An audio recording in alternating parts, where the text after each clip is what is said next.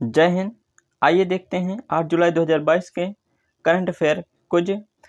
इस current affair कुछ class में हम 8 जुलाई के जितने भी महत्वपूर्ण करंट अफेयर्स बन रहे होंगे सभी कवर करेंगे और प्रत्येक क्वेश्चन के हम विश्लेषण भी करेंगे, जिससे कि आपको प्रत्येक क्वेश्चन से जुड़े जो भी तथ्य हैं अच्छे से तैयार हो जाए और क्वेश्चन आपसे हमेशा के लिए मेमोरी में फीड हो जाए। चलिए शुरू करते हैं। पहला प्रश्न है, किस देश के अधिकारियों ने वरोवा माइट नामक संभावित विनाशकारी परजीवी प्लेग को रोकने के प्रयास में पिछले 2 हफ्तों में लाखों मधुमक्खियों को मार डाला है? इसका सही आंसर है ऑप्शन सी, ऑस्ट्रेलिया। इससे जुड़े तथ्य देख लेते हैं। ऑस्ट्रेलियाई अधिकारियों ने वरोवा माइट नामक संभावित विनाशकारी परजीवी प्लेग को रोकने के प्रयास में पिछले 2 हफ्तों में लाखों मधुमक्खियों को मार डाला है।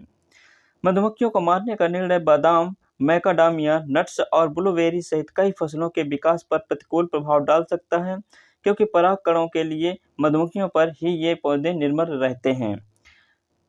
तो दोस्तों ये रहे इस प्रश्न के तथ्य। नेक्स्ट क्वेश्चन देख लेते हैं। किस देश में सरकार ने देश में भीषण सूखे को देखते हुए पो नदी के आसपास के 5 उत्तरी क्षेत्रों में आपातकाल की घोषणा की है? तो दोस्तों इटली देश ने भीषण सूखे को देखते हुए पो नदी के आसपास के 5 उत्तरी क्षेत्रों में आपातकाल घोषित किया है, जिसका सही आंसर हो जाएगा ऑप्शन बी, इटली। इटली में सरकार ने देश में भीषण सूखे को देखते हुए पो नदी के आसपास के 5 उत्तरी क्षेत्रों में आपातकाल की घोषणा की है। इटली में पिछले 70 सालों में यह सबसे भीषण सूखे की स्थिति है। एक सरकारी बयान में कहा गया है कि पानी की कमी से निपटने के लिए देश के 5 क्षेत्रों एमिलिया रोमांग्या, फ्लोरी और बेनेलिया, गिउलिया, लोम्बार्डी, पीडमोंट और वेनेटो को करीब $4 करोड़ की राशि दी जाएगी। सूखे से इटली की 30% कृषि उपज प्रभावित हो सकती है। नेक्स्ट है, किस देश ने तमिलनाडु में कुडनकुलम परमाणु ऊर्जा संयंत्र के लिए तकनीकी की आपूर्ति हेतु समझौते पर हस्ताक्षर किया है? इसका राइट आंसर है ऑप्शन सी, रूस।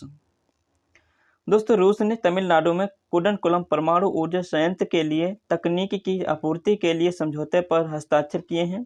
उच्च सटीकता प्रतिरोध थर्मोकपल इन रिएक्टर नियंत्रण प्रणाली का एक महत्वपूर्ण तथ्य है। उनकी स्थिर कार्य प्रणाली परमाणु रिएक्टर उपकरणों के सुरक्षित संचालन को सुनिश्चित करती है। बता दें कि रूस ने तमिलनाडु में कुडनकुलम परमाणु ऊर्जा संयंत्र में 6ठे रिएक्टर का निर्माण शुरू कर दिया है।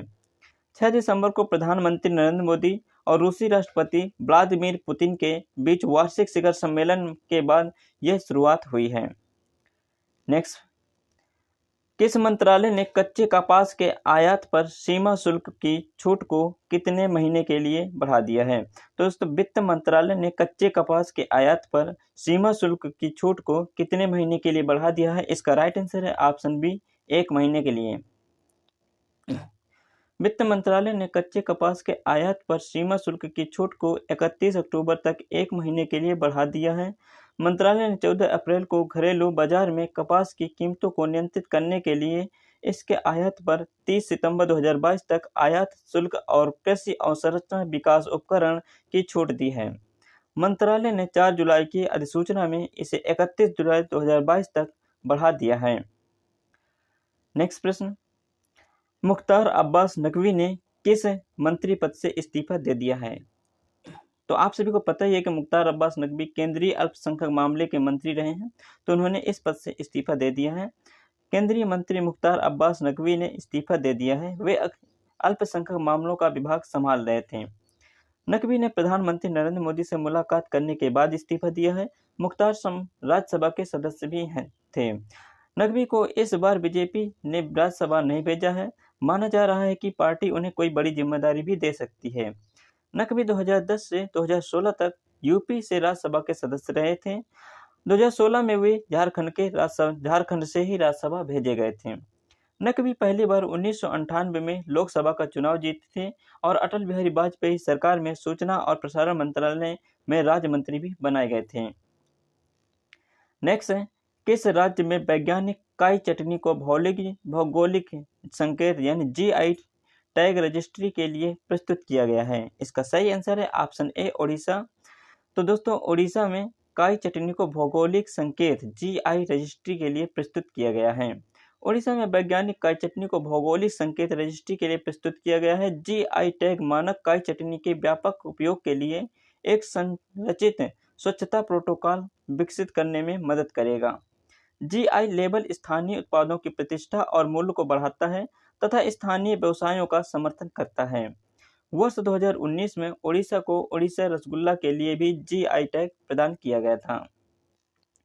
नेक्स्ट है, हाल ही में किस केंद्रीय मंत्री ने डिजिटल माध्यम से श्रीनगर में स्वामी रामानुजाचार्य की प्रतिमा स्टैच्यू ऑफ पीस का अनावरण किया है?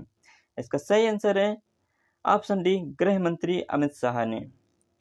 दोस्तों, केंद्रीय गृह मंत्री अमित शाह ने डिजिटल माध्यम से श्रीनगर में स्वामी रामानुजाचार्य की प्रतिमा स्टैच्यू ऑफ पीस का अनावरण किया है। स्वामी रामानुजाचार्य वैदिक दार्शनिक और सामाजिक सुधारक थे।